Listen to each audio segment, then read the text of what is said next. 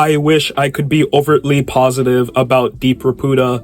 I really do. A sci-fi romance manga published in Jump Plus, Deep Raputa impressed me with its in-depth take on artificial intelligence and military espionage. The main characters, Kei Fugaku, a 6th grader who excels at online games, and Raputa, the Moe AI honeypot, had great chemistry, reminiscent of a Romeo and Juliet dynamic. As Raputa's affection towards Kei deepens, she became more yandere, taking drastic measures to ensure that he's not only safe, but always within her grasp. Anyone that gets in her way, whether it's her creator or even Kei's family, meets her wrath. Sounds interesting, right?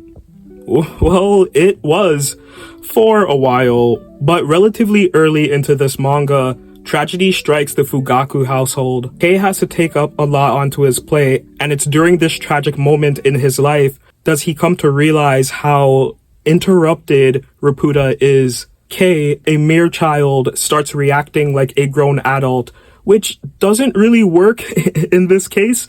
He's only 12, so it's hard to believe that he's able to be so level-headed and react the way that he does during this time.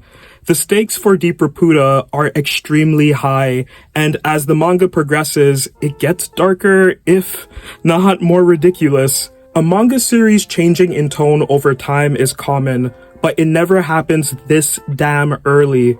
By chapter 12, Deep Raputa has what can only be described as a soft reboot.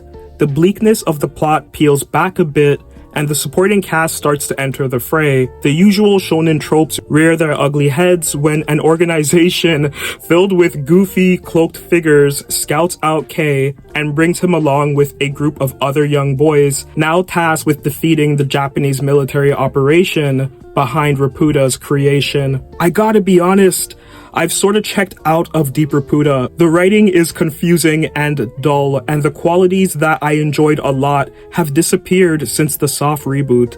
The art is so boring now, and there's like no color pages. I don't even know what I'm gonna use as a thumbnail for this video. It'll probably be shit. But yeah, Raputa's art has been lacking significantly the past few months. This series is bi-weekly now too, even though it started off weekly. I'm not sure why the quality has dropped off so much so quickly. I don't know if this one will last long.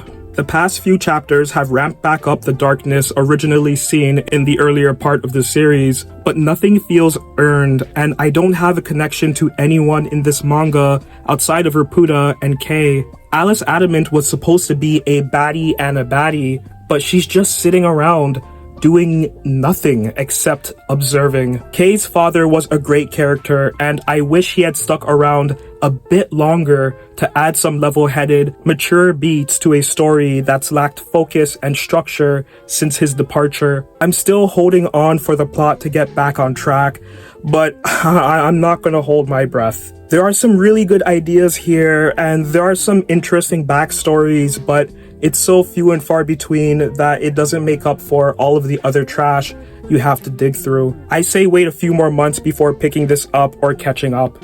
4 out of 10.